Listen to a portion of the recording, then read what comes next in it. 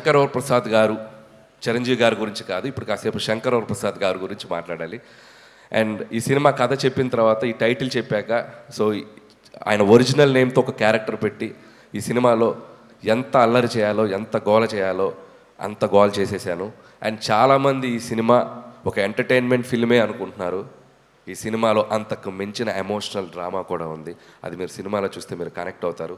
So full meals, comedy, entertainment, అది sentiment, dance, songs, ఇక victory Venkatesh గారు వచ్చాక ఒక అద్భుతమైన అల్లరి అండ్ కంప్లీట్ ప్యాకేజ్ బాగా కుదిరింది.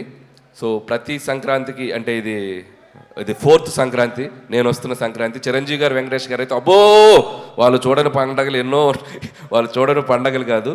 బట్ సో అలాంటి ఇద్దరితో కలిపి ఈ సంక్రాంతికి రాబోతున్నాను. And thank you so much.